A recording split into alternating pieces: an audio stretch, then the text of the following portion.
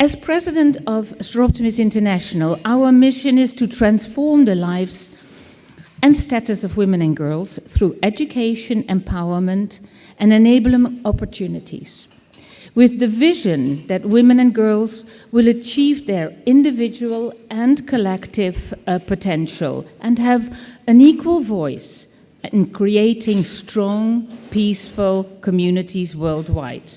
However, as some of you know, I'm also the president of Women for Water Partnership. And it was here that I found my passion for water and began to recognize the deep connection between gender equality and water for all. I joined Women for Water Partnership about 15 years ago, and both Soroptimist International and Soroptimist International of Europe are two of the 27 member organizations of Women for Water, based in Africa, Asia, Latin America and the Caribbean, Eastern Europe, Caucasus and Central Asia, and Western Europe. It's a network that reaches over 1 million women. I feel honored to be involved with both organizations, each focused on the empowerment of women, on the achievement of gender equality, and both driving change through education and vocational training, whilst lobbying and advocating for women and girls.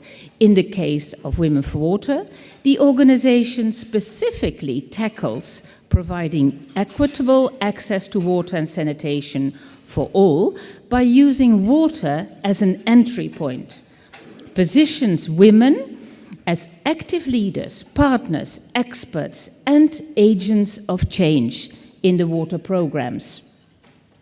I would like to begin by showing you a 5 to 6 minute movie made by UNESCO WWOP. WWOP is the World Water Assessment Program, with the support of Women for Water Partnership, which I hope will provide a good foundation and a general overview regarding water in the world.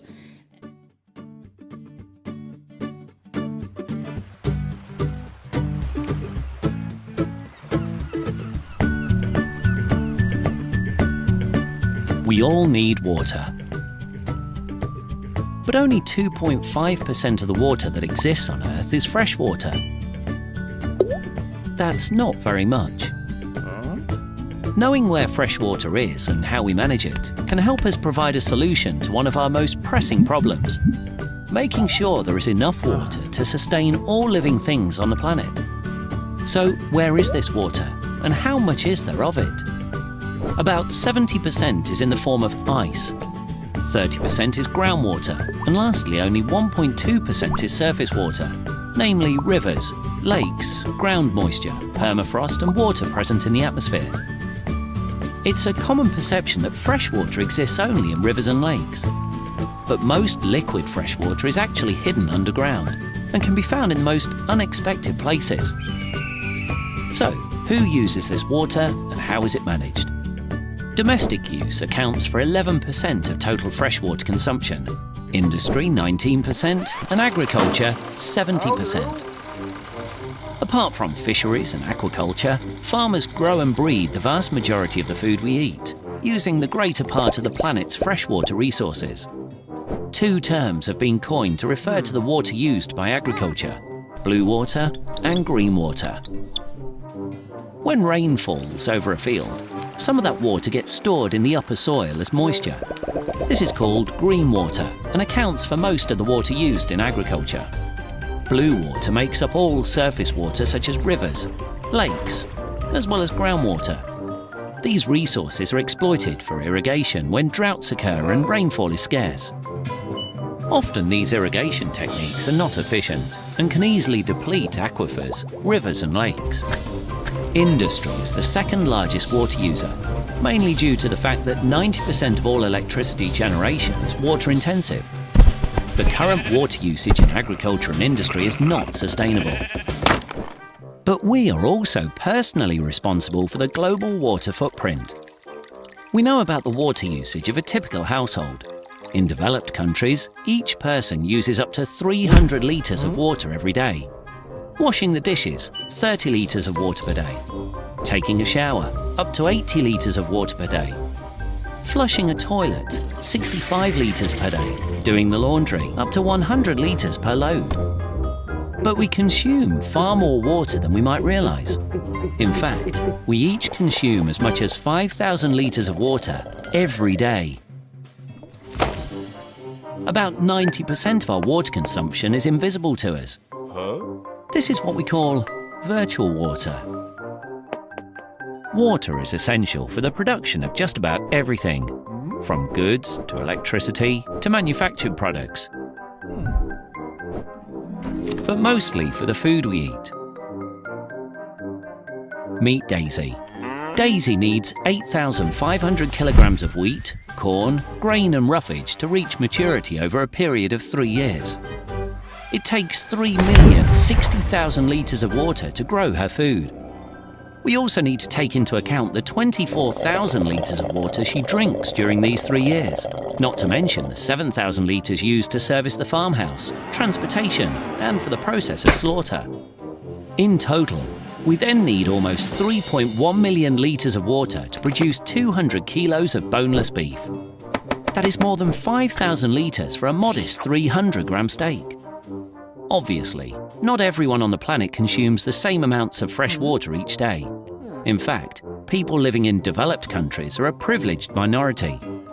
Think that 3 billion people still lack access to safe drinking water. That's almost half the Earth's population. It would make a queue of people long enough to stretch to the moon and back again. All of us, and people in developed countries in particular, must be aware how our water consumption affects the planet and all living things in it. In the era of technology and information, ignorance about our water footprint is unacceptable. Globalization has shrunk the world. We are all highly interconnected, and our consumption patterns have an impact much beyond our local communities.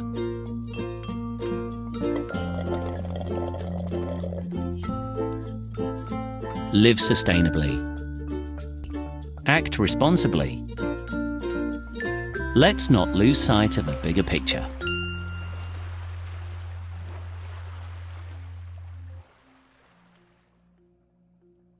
So, this brings me back almost seamlessly on the topic of the deep connection between women and water. And as such, the strong link between Sustainable Development Goal 5, which is gender equality and empowerment of women, and Sustainable Development Goal 6, which is safe water and sanitation for all.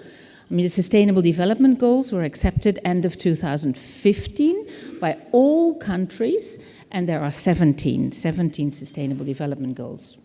So today, 30%, 3 out of 10, of the world's population has no access to safe drinking water, and globally, 1/3 of all schools lacks access to safe water and sanitation. In over 70% of these households, women and girls are responsible for the tasks. In rural locations, women can journey for up to 2 to 3 hours in unsafe terrain with violence just round the corner. In Africa and Asia, women and girls and children walk an average of 3.7 miles per day just to complete this task.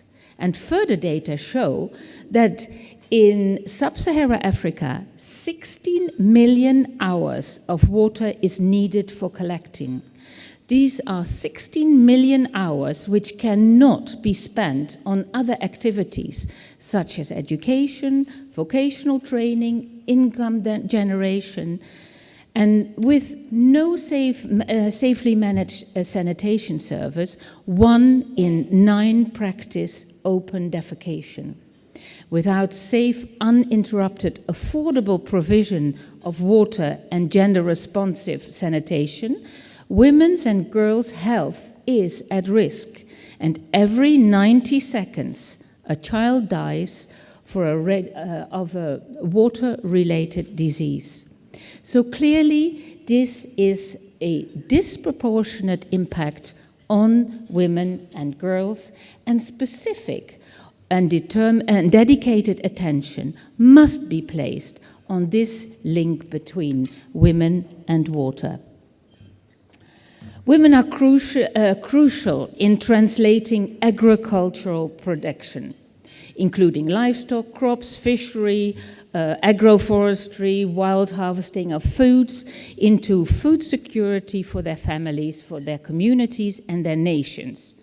So it is the women who cultivate food crops, produce commercial crops alongside man, manage livestock, grow vegetables in home gardens, fish, harvest from the forest.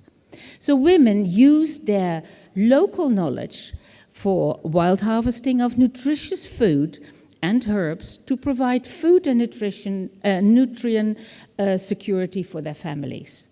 In short, many women are involved in agricultural practices, although we hear little of their contribution. The work they are doing is very often invisible. Moreover, the impact of climate change on women should not be underestimated. In general, climate change could potentially reduce agricultural production between 2 to 15% and decrease the nutrient value of crops as CO2 emissions reduce the nutrient content of the soil. So it is well documented that climate change impacts women differently and more deeply than men. Women are exposed to increased risk because of their primary role in care work and agricultural production. Furthermore, rural women and girls, particularly in developing countries, are the most water insecure. Climate change increases the burden of water and food collection. Rural women, in particular, are likely to suffer higher disaster-related mortality and carry heavily the burden of the long-term impact of loss of land, livelihood, and security as a result of the climate change. The topic, the deep connection between women, water, and climate change, the disproportionate impact they experience, and predominantly the importance they have as agents of change, is not new, and we all know that. In 1992, the International Conference on Water and the Environment agreed on Dublin Principles. With the endorsement of these Dublin Principles, the international community unanimously acknowledged that women play a central part, a pivotal role in the provision, the management, and safeguarding of water. 27 years later, ensuring women and girls in the water sector have an equal footing with men still remains a challenge. Although progress has been made, numbers remain modest and progress very slow. Women often lack social and political power and are systematically excluded and marginalized from decision-making processes. And in the international arena, the topic is often seen as irrelevant. That said, girls are storming the ivory tower in academic education. The gap is now to only 5% worldwide, and women dominate in health, education, the arts, and humanities. Slowly but surely, not because of me, slowly but surely, an increasing number of girls are entering more technical disciplines, and this is really good news. Differences do, however, remain in the educational choices made by boys and girls. Still underrepresented in science, technology, engineering, and mathematics, educational programs and careers in Britain and Canada, just 50% of the girls awarded a STEM degree go on to work in the STEM-related occupations.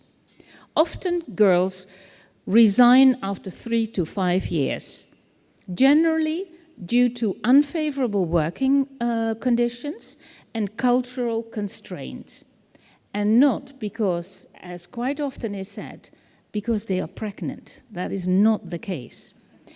Female engineers still lag behind their male colleagues in numbers, in salary, in rank and tenure in most countries. And the numbers drop even more significantly for women working in the field of engineering or technology in the water sector. Across the globe, there are millions of water-related jobs. According to the World Water Development Report in 2016, women hold only 17% of the paid jobs in the water sector, and this includes administrative jobs. So sadly, women still face obstacles to be fully involved in the water management. Why? Water management is largely seen as technically driven. And for generations, technology has not been perceived as women's business. Reasons for lack of involvement are no longer purely linked to differences in levels of education, rather to values and beliefs regarding the role of women. So often perceived as unsuitable for fieldwork due to unsafe working environments and the lack of sanitation facilities, women face social and institutional barriers, stereotyping, lack of female role models, and so-called engineering culture, a traditionally male-dominated area, all of which prevent women from having careers or becoming influential in the water sector.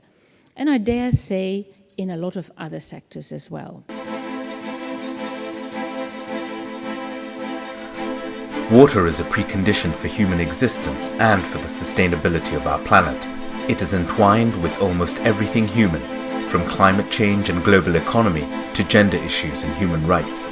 Worldwide, 100 million families are stuck in a cycle of poverty and disease because they don't have access to safe water. In some countries, women and girls spend up to 6 hours every day walking to get water for their families. Waterborne diseases kill more children under the age of 5 than malaria, measles, and HIV/AIDS combined.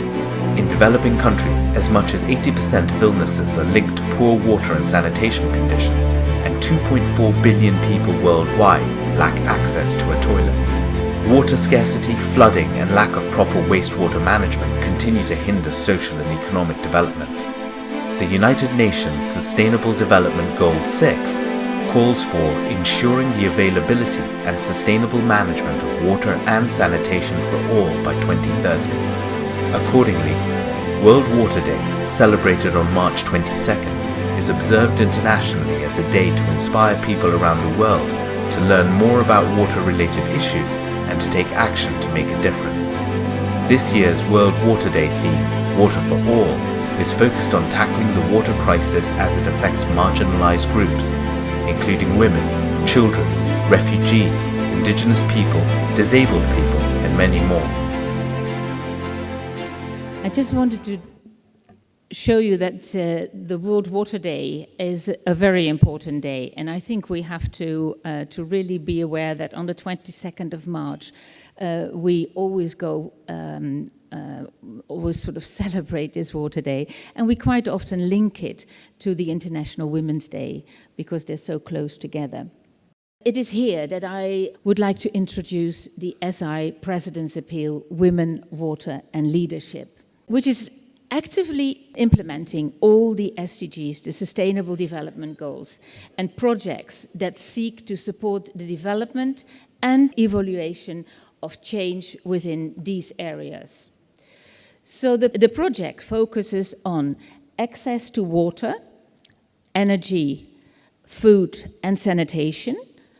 If I would mention the numbers of the Sustainable Development Goals, that would be 2, 5, 6 and 7.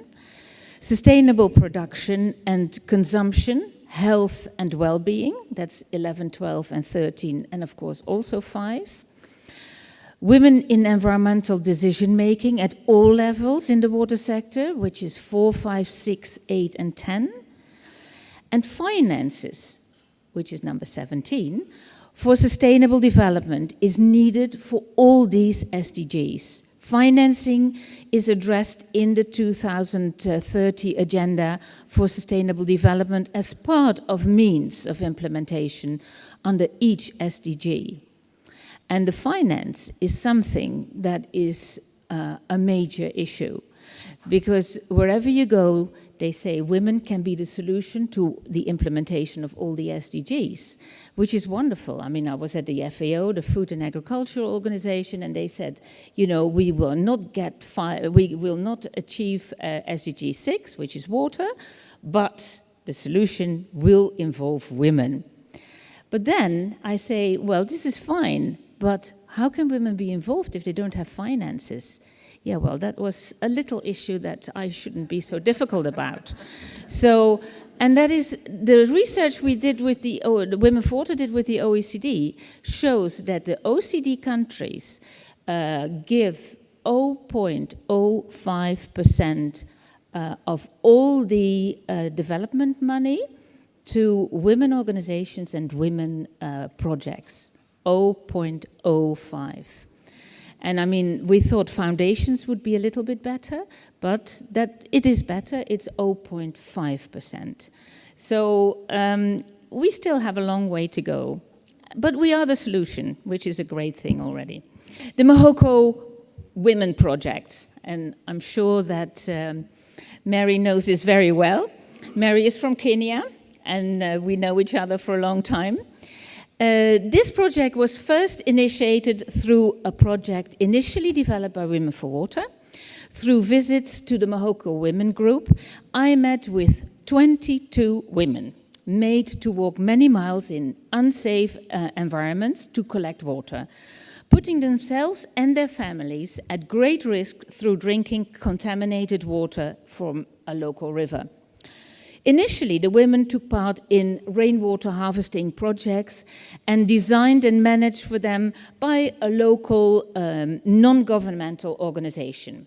However, unable to realize the project's potential, Soroptimist International of Europe and Kenya, also a member of Women for Water Partnership, through this Union of Kenya, stepped in to help the women by introducing training on safe access to water, adequate sanitation, proper hygiene, in an effort to prevent illness and death from disease. The women proved to be very inquisitive and eager to learn, and they were shown how to use taps and were given appropriate training in environmental safety, water tanks, hygiene, cleaning, and I would see with my own eyes the enormous leap forward these women were making over time. It was amazing to see that the women had accomplished what they had really accomplished together, and how much they learned, how much they were empowered, and how much influence in the communities they had gained. With this stage of the initial project completed, the Mohawk women went on to partner with other stakeholders, such as local administrators, schools, health officers, to install water tanks at local schools and in households. The Mohawk women dreamt of having a training center so they could set up training courses for themselves and for other communities in the region. A plan was made to build such a center. However, the following months brought dissolution and broken promises, with the women learning the hard way how to access their rights and work their way around bureaucracy. Finding strength from adversity, the women sought to raise the money for themselves, purchasing 1 acre of land through the Nakuru Council, and they paid that themselves. And on this land, they built toilets and a new training center. And what they dreamt of, the project sort of initially came true. So the next step was to apply for them, for these women, to apply for the President's Appeal, and with hopes to improve agricultural practices and educate and train 198 women smallholder farmers to expand their potential for sustainable farming and economic security.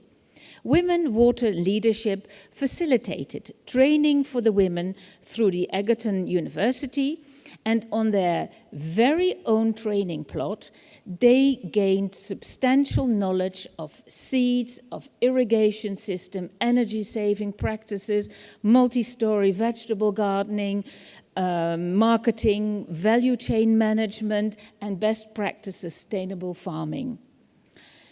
This training is ongoing, and the results are inspirational. The group is being economically empowered and already a huge success, and the yields have increased, sometimes even up to 3 times. And I must say, I saw them when they were at the university, when they got their last training, and I mean, you could see these women standing there. They live in sort of clay huts, and they had their own room at the university. They had a television, they had their own shower, and they came into this room, in this college room, and they were twice the size they normally were. They were standing there and they felt so empowered. And this is really what we've done, and we're continuing, we're going on. Another project of the President's Appeal is called We Wash, and which is empowering more than 100 rural women in Stara Zagora in Bulgaria.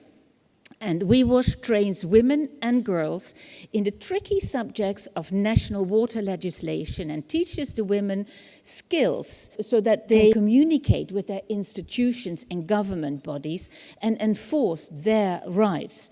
The human right of access to clean drinking water and adequate sanitation, serving as an entry point.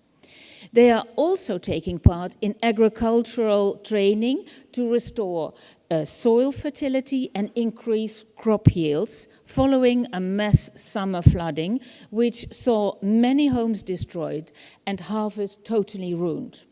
The Seroptimists from Bulgaria are very involved with a view to replicating the project within their own region, in the Plovdiv area in that case, and taking part in the training courses and gaining experience and knowledge for the implementation of this project. And these women also, some built their own toilets. When we started, it was just because we got a lot of questions from European countries, like, Bulgaria is an EU country. I mean, why do we have to support them? But EU rules and regulations are not always implemented everywhere. And the government of Bulgaria implemented the water regulations in the big towns, but not in the rural areas. So they still had, for a whole village, they still had pit latrines. I don't know if you know that, but it's not very nice. And next to the pit latrines, they had the vegetable plots. So you can imagine how wonderful, it was a lot better. It's not very nice. The third one that we started, and that is taking place in Longtajit and Sarawak, Ghana, Sabah, Malaysia, Borneo. It's the part of Borneo that belongs to Malaysia. In Longtajit, 5 young women from the Penang community are breaking gender norms, gaining diplomas in welding with distinction. The women were the only one with distinction, and studying management to greatly improve career projects. And this month, all will celebrate their graduation ceremony. Empowering the women to take charge of their own lives, the women have set up rainwater harvesting systems in their communities, back where they used to live, because the training happened in Kuala Lumpur, which has now reached completion. And a dam and irrigation channel for the gravity-fed system has been constructed by these women. The girls that were educated by the Soroptimists, the Soroptimists sort of supported them to be educated in welding, and they went back to their villages and did this project. The villagers will now also be taught how to plant crops, manage organic farms, increasing food security and providing a sustainable source of income for the whole village. In Ghana, Saba, the project started to realize rainwater harvesting systems, and this project is now approaching phase 2, which involves the setup again of an organic farm over 3 plots of land in the village totaling about 5 acres, and the training of 35 women from the village in organic farming with the help and funding of the Heineken company in Malaysia, and succeeded in taking already a number of major steps in that we did in this area. So we're well advanced in Sabah. And Heineken, I know that 1 liter of beer is costing about 6 clean liters of drinking water, but at least they gave something back here. So, and here you can see, the major problem why we started here is the deforestation. It's the big companies who plant palm oil trees there. So, okay, and then the last one is Indonesia. And following a recent visit by myself and then also the Southwest Pacific Federation President Anusha, in February, we witnessed really firsthand the condition in both Lombok area and Palu on the island of Sulawesi, following the major earthquakes and tsunami which hit the country end of 2018. Homes, water pipes, you heard what will happen, and they didn't have these flexible water pipes, I can tell you that. And crafts, clothing, food materials used to generate income were totally destroyed or damaged. The women are desperate to earn an income again and support their families, but have had to regress walking long distances to fetch water, bathing and defecating in the rivers in the area. An acute shortage of toilets and enclosed bathing facilities for women and girls adds to the misery.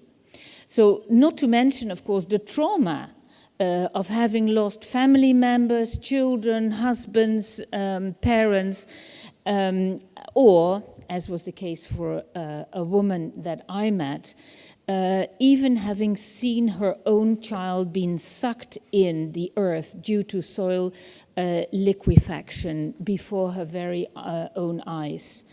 And it was amazing. I couldn't see it, but the village was gone. There was just a sort of desert of sand, and you saw on the edge, you saw a few tiles, and that there had been a village, but the whole village was buried, and she was pulled out. She was on the edge, and she had to let her daughter go. So she was devastated, and I thought, oh my goodness.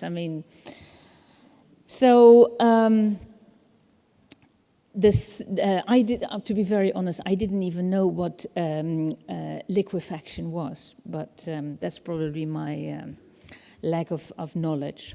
So these women are in need of facilities and education programs on sanitation, on hygiene, waste and wastewater management to help them with the huge task of cleaning up their villages.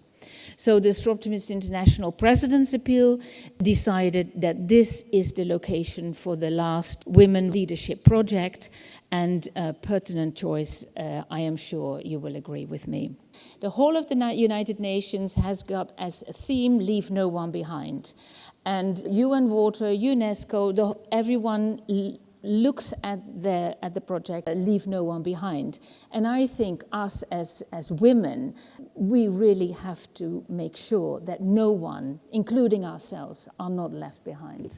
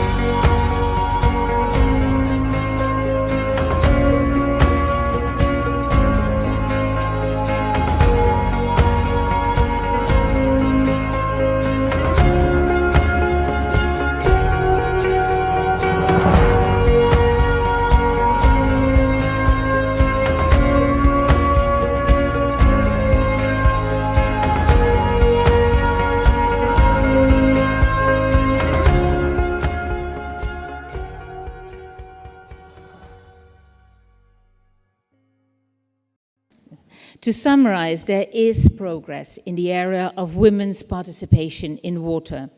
The picture is not entirely bleak. However, if we read the World Water Development Report, Leaving No One Behind, we are not yet there to realize equal access to water and sanitation for all. Not at all. Water systems are not evenly distributed and equally accessible. Agricultural systems are stressed due to climate change and population growth. To redress this situation, it is of utmost importance to include the experiences and knowledge of women in every initiative to counteract these trends. Remove the barriers such as cultural and discriminatory practices, and make sure that women join or take the lead in endeavors aimed and reaching a food and water secure world for all. Women for Water Partnership has been making this case since its conception in 2004. Dramatic success can be achieved through policies and recognize the important role women play to get access to clean drinking water and safe sanitation. And Optimist International, together with Women for Water, lobby at the United Nations to make this linkage part of its vision for global development involving women can only make water projects 6 to 7 times more effective. Women for Water supports of its member organization is dependent on the belief and the donations of those who understand the urgency of water scarcity and the linkage between women and water. Only then it is able to continue its work. Should you choose to find out more about the Optimists international projects on the President's Appeal or on Women for Water Partnership supporting the work that it does, I have postcards and you can look on both our websites. So you can see from the presentation the great work of Women, Water and Leadership Appeal. And I would like to thank you for your support. The projects are already changing the lives of many, many women and girls, empowering them into positions of authority and leadership. And this helps to implement Sustainable Development 5 and Sustainable Development 6, because without water, there is no life. Thank you very much, and I hope to see you in Kuala Lumpur.